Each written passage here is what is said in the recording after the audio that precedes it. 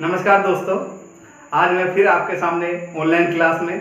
आज जो हमारा टॉपिक रहेगा वो रहेगा राष्ट्रपति।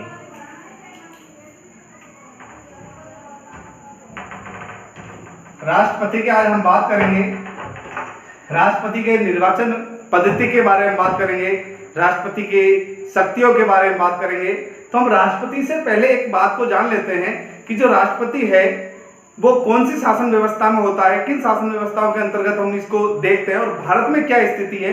उसके आधार पर शासन व्यवस्था के दो प्रकार होते हैं। पहली एक बात जान लीजिए, शासन व्यवस्था के कितने प्रकार होते हैं? दो प्रकार होते हैं। शासन व्यवस्था के दो प्रकार होते हैं। शासन व्यवस्था दो प्रकार की होती है। कौन कौन सी होती है? एक तो होती है अध्यक्षात्मक,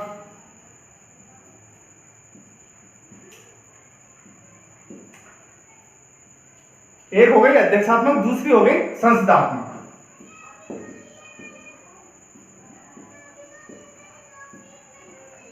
हम भारत की बात करते हैं तो भारत के अंदर हम देखते हैं संसदात्मक शासन पद्धति है। कौन सी है? संसदात्मक। और अगर अमेरिका की बात करें तो अमेरिका में अध्यक्षात्मक शासन पद्धति है। अब भारत में संसदात्मक शासन पद्धति है, तो संसदात्मक शासन पद्धति की विशेषताएं क्या है जिस आधार पर हम कह सकते हैं कि भारत में संसदात्मक शासन पद्धति है। तो हम इसकी कुछ विशेषताएं जो जरूरी है उसको जान लेते हैं कि कार्यपालिका और व्यवस्थापिका। कार्यपालिका और व्यवस्थापिका में निकट का संबंध होता है। पहली बात ध्यान रखना कि कार्यपालिका और व्यवस्थापिका में क्या होता है? निकट का संबंध पाया जाता है। अगर दूसरी हम बात करें तो हमेशा दो प्रकार की कार्यपालिका होती है। कितने प्रकार की? संसदात्मक शासन की अगर हम बात करें तो दो प्रकार की कार्यपालिका होती है। दो प्रकार की। एक तो होती है नाम मात्र की कार्यपालिका और एक होती है वास्तविक कार्यपालिका। एक तो होती है नाम मात्र की और एक होती है वास्तविक। ये दो प्रकार होते हैं कार्यपालिका के, एक तो नाम मात्र की और एक वास्तविक होती है। तो नाम मात्र की कार्यपालिका का जो प्रधान है वो है हमारा राष्ट्रपति। कौन है? राष्ट्रपति। ठीक है। और जो वास्तविक कार्यपालिका है उसका जो प्रधान है वो है प्रधानमंत्री। प्रधानमंत्री और उसकी मंत्रिपरिषद। मंत्रिपरिषद लिख देते हैं साथ में। तो ये बात का ध्यान रखना है कि जो संसदात्मक पद्धति है उसमें दो प्रकार की कार्यपालिका पाई जाती है, एक नाम मात्र की कार्यपालिका, एक वास्तविक कार्यपालिका। और इसके अंतर्गत जो वास्तविक कार्यपालिका है, इसकी सांसें हैं, इसका जीव है, ये कहां अटका हुआ होता है? व्यवस्थापिका में अटका हुआ होता है। कहां अटका हुआ होता है? व्यवस्थापिका में अटका हुआ होता है। इसलिए तो हम कहते हैं, जो मैंने बताया, कार्यपालिका और व्यवस्थापिका में निकट का संबंध। क्योंकि जो कार्यपालिका है उसका चयन कहां से होता है? व्यवस्थापिका में से ही होता है। यह संसदात्मक शासन पद्धति की हमारे यहां पर विशेषता है। और हम बात कर रहे हैं संसदात्मक पद्धति के नाम मात्र प्रधान राष्ट्रपति की। तो राष्ट्रपति को लेकर हम बात करते हैं कि राष्ट्रपति का संवैधानिक स्थिति क्या है, संविधान में कहां वर्णन है, क्या कह रखा है संविधान, क्या राष्ट्रपति के बारे में योग्यताएं रखता है कि राष्ट्रपति के पद के लिए क्या योग्यता है, उसका निर्वाचन किस तरह होगा, कौन कौन उसको निर्वाचक मंडल में शामिल होंगे। आज हम वो सभी बातें करते हैं। तो चलते हैं राष्ट्रपति के, एक एक बात करेंगे, स्टार्टिंग से करेंगे।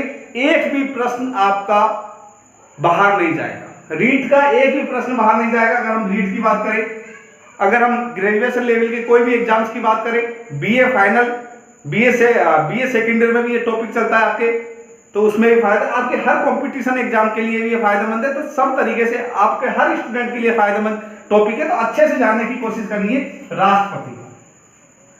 चलो, राष्ट्रपति, देखो राष्ट्रपति का जो उल्लेख है सही मायने में वो अनुच्छेद 52 से लेकर, कहां से? अनुच्छेद 52।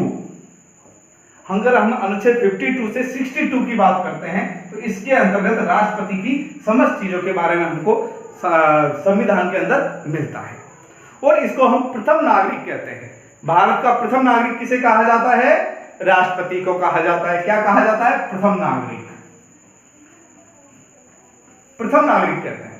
इसके अलावा सर्वोच्च पदाधिकारी कौन है? सर्वोच्च पदाधिकारी भी राष्ट्रपति ही है। सर्वोच्च पदाधिकारी कौन है? राष्ट्रपति। और वर्तमान में रामनाथ कोविंद हमारे राष्ट्रपति है। अब बात करते हैं अनुच्छेद 52 से हम स्टार्ट करते हैं। अनुच्छेद 52, एक एक अनुच्छेद ध्यान रखना इंपॉर्टेंट है और यहीं से प्रश्न उठते हैं। अनुच्छेद 52, राष्ट्रपति संघ का प्रमुख होगा। क्या कहता है? राष्ट्रपति संघ का प्रमुख होगा। तो अर्थात राष्ट्रपति के पद की व्यवस्था किस अनुच्छेद में कर रखी है? अनुच्छेद 52। इंपॉर्टेंट है, बहुत बार इस तरह के प्रश्न पूछे जाते हैं कि राष्ट्रपति पद की व्यवस्था संविधान के किस अनुच्छेद में है? 52, अनुच्छेद 54, अनुच्छेद 55, अनुच्छेद 58। आपका आंसर क्या होगा? अनुच्छेद 52 होगा। इंपॉर्टेंट प्रश्न यहां से उठ के आते हैं। और उसे क्या कहा जाता है? संघ का प्रमुख कहा जाता है। अब बात करते हैं राष्ट्रपति के निर्वाचन के लिए, राष्ट्रपति पद प्राप्ति के लिए एक व्यक्ति के अंदर क्या क्या योग्यताएं होनी चाहिए। अगर हम योग्यताओं की बात करते हैं तो राष्ट्रपति पद की जो योग्यताएं हैं वो कहां वर्णित है? अनुच्छेद 58 में वर्णित है। कहां वर्णित है? अनुच्छेद 58 में। तो हम बात करेंगे अब अनुच्छेद 58 की। इसके अंदर क्या वर्णित है? योग्यताएं। राष्ट्रपति पद की योग्यताएं कहां वर्णित है? अनुच्छेद 58 में वर्णित है। और यहां से इतने सवाल आते हैं जिसकी हद नहीं। और सवाल इस तरह के आते हैं कि हमें लगता है कि हम जो आंसर दे रहे हैं वो सही है, लेकिन सही मायने में छोटी छोटी चीजों को भूलकर बहुत बड़ी गलती कर जाते हैं। तो उस बात का विशेष ध्यान देना है योग्यताओं के अंदर। तो पहली योग्यता की हम बात करते हैं तो पहली योग्यता है वह भारत का नागरिक होना चाहिए। क्या है? वह भारत का नागरिक होना चाहिए। आप कहोगे ये तो बड़ी सिंपल बात है, वह भारत का नागरिक होना चाहिए, कोई दिक्कत नहीं है। लेकिन अगर आपके ऑप्शन में आ जाए वह भारत का मूल नागरिक होना चाहिए, तो ऐसा संविधान में कहीं वर्णित नहीं है कि वह भारत का मूल नागरिक होना चाहिए। मूल नागरिक आवश्यक नहीं है, वह भारत का नागरिक होना चाहिए, यह आवश्यक है। इंपॉर्टेंस यही तो मैं कह रहा था आपसे, ये छोटी छोटी चीजें हैं, इस पर विशेष ध्यान देना है मित्रों। तो क्या होना चाहिए? वह भारत का नागरिक होना चाहिए, पहली बात समझ में आ गई। दूसरी योग्यता की बात करते हैं हम। दूसरी योग्यता क्या है? अगर हम दूसरी योग्यता की बात करें तो न्यूनतम आयु 35 होनी चाहिए। न्यूनतम आयु। अब हमें ऑप्शन किस तरह के दे देते हैं? हमें चकराने के लिए या हमारा टेस्ट लेने के लिए, ये हमने कितना डीपली पढ़ा है इसके लिए कहीं पर लिखा होगा अधिकतम आयु 35 होनी चाहिए, ये भी ऑप्शन गलत होगा। न्यूनतम आयु 35 और अधिकतम 65, यह भी गलत होगा। लोकसभा सदस्य के बराबर आयु होनी चाहिए, लोकसभा सदस्य बनने की योग्यता के बराबर आयु होनी चाहिए, यह भी गलत है। तो यहां अधिकतम की कोई बात नहीं कर रखी, अधिकतम की कोई सीमा नहीं है, मिनिमम की सीमा है। इस बात पर विशेष ध्यान है कि मिनिमम 35 तो होनी चाहिए, अधिकतम कितनी ही हो। अधिकतम की कहीं पर कोई बात संविधान के अंदर नहीं है, लेकिन मिनिमम आयु की बात कर रखी है तो मिनिमम कितनी होनी चाहिए? 35 होनी चाहिए। तो मिनिमम आयु की हम बात करें तो 35 होनी चाहिए। 35 आयु कम से कम, मतलब कम से कम कितनी होनी चाहिए? 35 न्यूनतम होनी चाहिए, न्यूनतम। पहली बात। दूसरी, भारत का क्या होना चाहिए? भारत का नागरिक होना चाहिए। ये बात हम कर चुके हैं। अधिकतम की कोई बात नहीं की कर रखी है बेटा, और भारत का मूल नागरिक हो ऐसा कहीं पर वर्णित नहीं है, इस बात का विशेष ध्यान देना है। अगर हम तीसरी बात करें तो उसके अंदर आता है कि लोकसभा सदस्य बनने की योग्यता होनी चाहिए। क्या होनी चाहिए? लोकसभा सदस्य बनने की योग्यता होनी चाहिए। अब इस बात पे भी ध्यान देना कि हम इसको बार बार पढ़ते हैं, लोकसभा सदस्य बनने की योग्यता होनी चाहिए, पर ऐसा जरूरी नहीं है कि वो लोकसभा का सदस्य हो। लोकसभा सदस्य बनने की योग्यता होनी चाहिए, लेकिन ऐसा नहीं है कि वो लोकसभा का ही सदस्य हो, ऐसा जरूरी नहीं है। इस बात पर विशेष ध्यान देना, एक छोटी छोटी बातों पर विशेष ध्यान देना है। इसके अलावा किसी लाभ के पद पर नहीं होना चाहिए। क्या कहा है कि किसी भी प्रकार के लाभ के पद पर नहीं होना चाहिए। अब लाभ का पद कौन डिसाइड करेगा? तो अनुच्छेद 58 में स्पष्ट लिखा हुआ है कि जो लाभ का पद है वो कौन डिसाइड करता है? संसद डिसाइड करती है कि कौन सा पद लाभ का पद है, कौन सा पद लाभ का पद नहीं है। सरकारी नौकरियां अधिकतर लाभ के पद के अंतर्गत आती है। फंड रेज के जहां काम होते हैं वहां लाभ के पद आती है, लेकिन राष्ट्रपति, राज्यपाल, मंत्री वगैरह ये जो पद हैं ये लाभ के पद के अंतर्गत नहीं आते हैं। लेकिन इसका डिसीजन किसके हाथ में है? संसद के हाथ में है। ये स्पष्ट लिखा हुआ है अनुच्छेद 58 के अंदर। इसके अलावा हम बात करें, कहीं पर लिखा हुआ मिलेगा आपको, बहुत सारी जगह मिलेगा, कोडी नहीं होना चाहिए, पागल नहीं होना चाहिए, दिवालिया नहीं होना चाहिए। ऐसा संविधान में कहीं नहीं लिखा हुआ है। संविधान में सिर्फ यह लिखा हुआ है लोकसभा सदस्य बनने की योग्यता, और लोकसभा सदस्य बनने की जो योग्यता है वहां पर ये शब्दों का प्रयोग कर रखा है। इसलिए हम इनडायरेक्टली राष्ट्रपति के में भी इन शब्दों को मान लेते हैं कि वो कोडी, पागल और दिवालिया नहीं होना चाहिए। तो ये तो रही हमारी योग्यताएं की बातें। ये हमने योग्यताएं जानी कि राष्ट्रपति पद के लिए कौन कौन सी योग्यताएं होनी चाहिए। तो तीसरी योग्यता की अगर हम बात की हमने, वो क्या बात की कि लोकसभा सदस्य बनने की योग्यता होनी चाहिए। लोकसभा सदस्य बनने की योग्यता, हाँ। और इसके अलावा हमने बात की कोई लाभ के पद पर नहीं होना चाहिए। क्या किस पर नहीं होना चाहिए? लाभ के पद पर नहीं होना चाहिए। तो ये तो हो गई इनकी योग्यताओं की बात।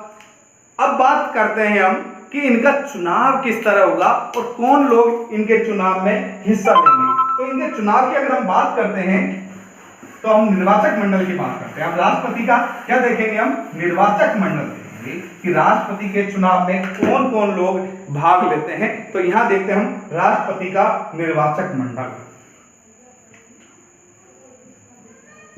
राष्ट्रपति का निर्वाचक मंडल।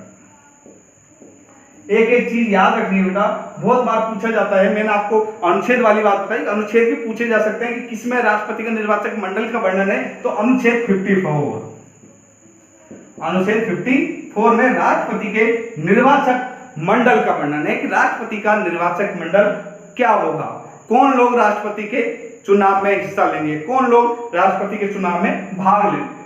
अगर हम ये चीज देखते हैं तो हमने देखा इसके अंदर, तो हम बात करें तो इसमें कौन कौन लोग भाग लेते हैं। पहली बात करते हैं हम तो संसद के सभी निर्वाचित सदस्य। देखिए ध्यान से देखना, इसमें बहुत क्रिटिकल चीजें हैं, बहुत बारीकी से देखना है इसको। संसद के सभी निर्वाचित सदस्य,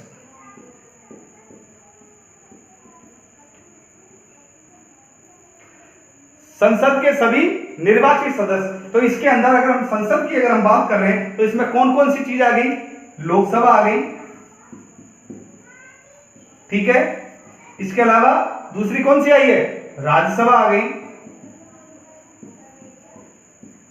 अब देखिए लोकसभा की जो सदस्य संख्या है उसमें निर्वाचित सदस्य देखने हमको सिर्फ मनोनीत सदस्यों को नहीं देखना है। तो लोकसभा की जो सदस्य संख्या है उस आधार पर निर्वाचित सदस्य है वो है 543। और राज्यसभा के जो निर्वाचित सदस्य हैं वो कितने हैं? 235। देखिए ये लोग मिलके भाग लेंगे।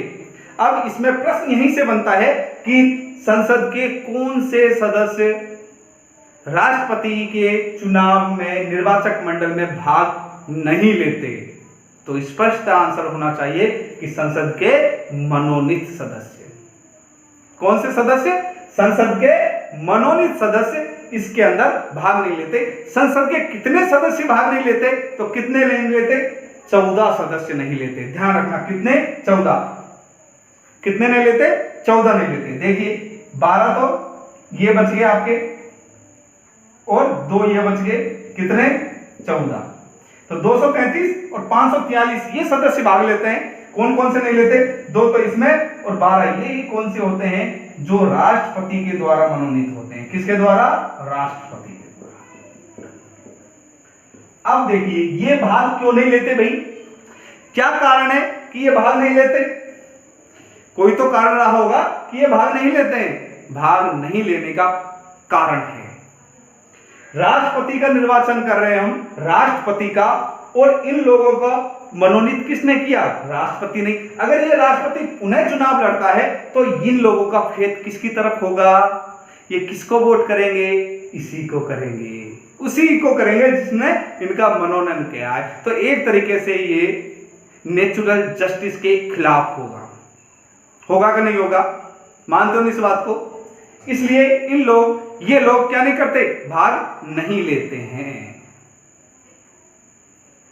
ठीक है, तो पहला संसद के सभी निर्वाचित सदस्य। इसके बाद दूसरा अगर हम पॉइंट की बात करें तो इसमें और कौन लोग भाग नहीं लेते? अगर हम दूसरी बात करते हैं, निर्वाचक मंडल की हम बात कर रहे हैं, तो दूसरे कौन लोग भाग नहीं लेते? तो दूसरा है विधानसभा। सभी विधानसभा, जितने भी राज्य हैं, सभी विधानसभा के निर्वाचित सदस्य भाग लेते हैं। सिर्फ निर्वाचित, यहां भी मनोनीत सदस्य भाग नहीं लेते। कौन से सदस्य भाग नहीं लेते? मनोनीत सदस्य भाग नहीं लेते हैं। यहां पर मनोनीत सदस्य भाग नहीं लेंगे बेटा, सिर्फ कौन लोग लेंगे? निर्वाचित सदस्य भाग लेंगे। अब देखिए इसमें क्या बात, किस तरह होगा? तो इसकी अगर हम बात करते हैं, इनकी अगर हम बात करते हैं, तो हर विधानसभा में एक एंग्लो इंडियन होता है।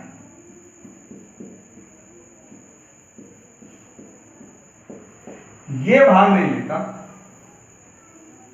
और बाकी के सब लोग भाग लेते हैं।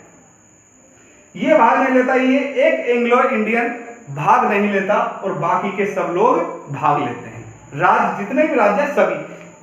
अब कौन बच गया? केंद्र शासित प्रदेश। अब केंद्र शासित प्रदेशों में भी केवल, अब बताओ ये इसमें एंग्लो इंडियन क्यों नहीं लेता? क्योंकि ये किसके द्वारा निर्वाचित होता है? किसके द्वारा चुना जाता है? राज्यपाल, और राज्यपाल राष्ट्रपति के द्वारा। तो नेचुरल जस्टिस की बात आ गई ना वापिस। तो इसलिए ये एक एंग्लो इंडियन सदस्य भाग नहीं लेता है। स्पष्ट है, अनुच्छेद 54 में लिखा हुआ है। इसके अलावा और कौन लोग भाग लेते हैं? तो हम बात करते हैं, तो केवल 2 केंद्र शासित प्रदेशों की हम बात करेंगे, वो है दिल्ली और पांडिचेरी। कौन से? 2 केंद्र शासित प्रदेश, दिल्ली और पांडिचेरी। केवल दिल्ली की हम बात करते हैं, एक तो दिल्ली और दूसरा पांडिचेरी। केवल इनकी विधानसभा के सदस्य, केवल इनकी विधानसभा के निर्वाचित सदस्य ही भाग लेते हैं, बाकी के अन्यों के नहीं लेते। और इनका भी कब से लेने लगे हैं? 1992 की बात करते हैं हम, 1992। कब बेटा? इंपॉर्टेंट है, पूछा जाता है ये। 1992 का 70वां संविधान संशोधन हुआ था। कौन सा? 70वां संविधान संशोधन।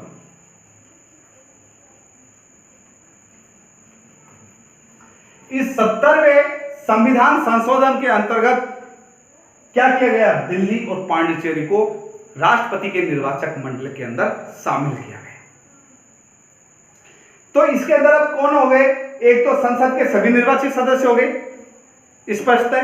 इसके अलावा विधानसभा के सभी विधानसभाओं के निर्वाचित सदस्य हो गए।